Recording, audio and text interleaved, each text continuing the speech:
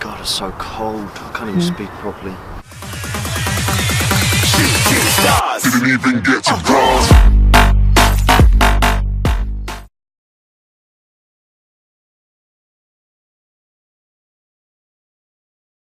Hi guys, Chris here from Coach My Skills, coming today here with another short video for you. I've had a couple of requests about this one, so today I'm doing soccer fitness. Now, there are many aspects to soccer fitness. You've got things like speed, endurance, stamina, agility, strength. So only today is what I want to focus on is building that base fitness. So if you're starting from like an off season and you're starting to work into a season that's upcoming and you're in pre-season with that and you want to start from the bottom and try and build that base up, that's the sort of fitness that I'm talking about now. So I want to just talk through three different types of training that you can do to help improve that soccer fitness. So just before you get started with any fitness work, of course it's important with these things to warm up properly. Now I'm not going to talk about a warm up today, maybe we'll do that in another video, but make sure that you warm up properly.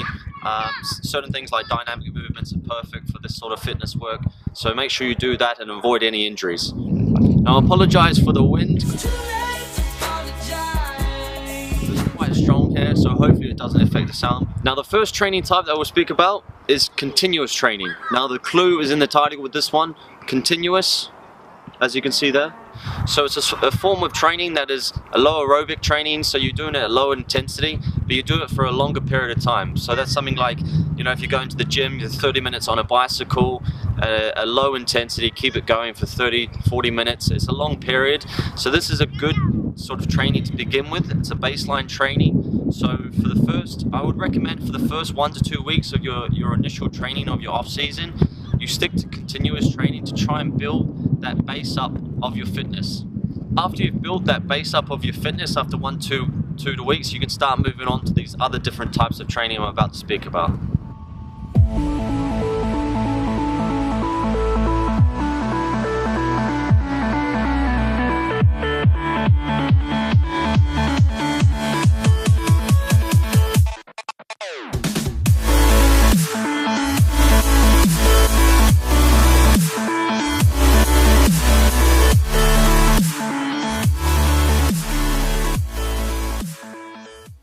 So after having been doing that continuous training for a period of 1 to 2 weeks, the second type of training that you can now incorporate into your off-season sort of program is fartlek training.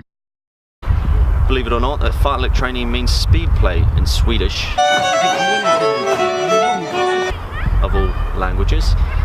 So for me, fartlek runs are like the holy grail for soccer fitness. What they are is basically, it's like a small surge of increased speed, and then you follow that up with coming back to your normal zone and recovering and then trying to repeat again. So it's very much specific to a football game where you're making short dashes, short sprints, and then you want to try and recover as quickly as possible. So they're perfect for football and something that you need to incorporate to build that soccer fitness base up. Now to start off with the fartlek runs, I would recommend just doing things like a 20 minute timed run, and you can do say a 3-minute jog and then do a fartlek run for 1 minute where you increase the speed, run at sort of 70 to 80% of your maximum.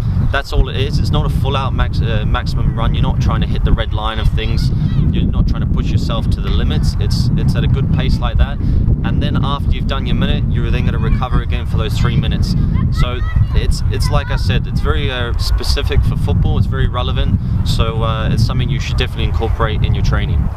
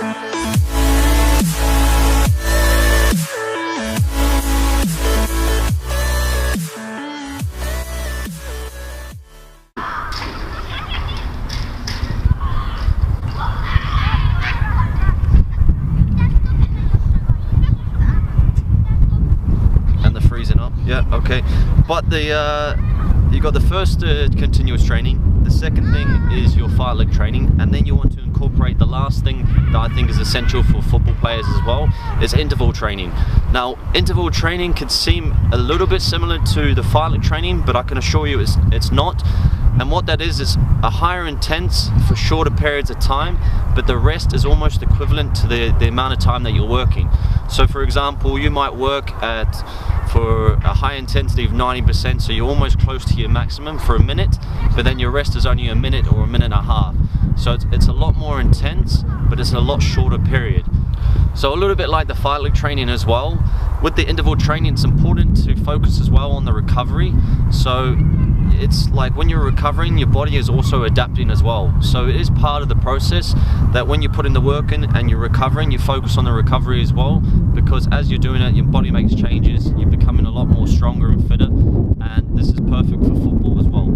So it's important that you build up through that, and I'll show you that as well, that you build from the continuous to your fight leg into your interval, and then you start to incorporate them all, and that will really give you a really good basic ground fitness for football, for moving forward into things that are more specific like speed, agility, all those other things that you'll have as well that you can focus on another time.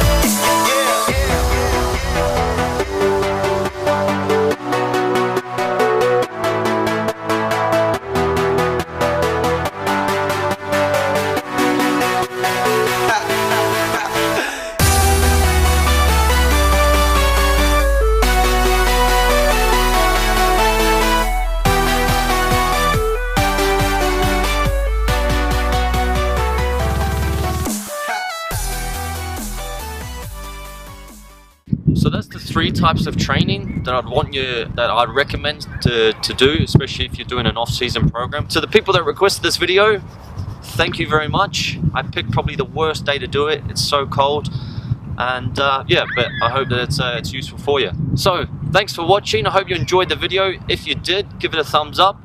If you feel sorry for me standing in the cold, give me a thumbs up as well, and I'll see you in the next video.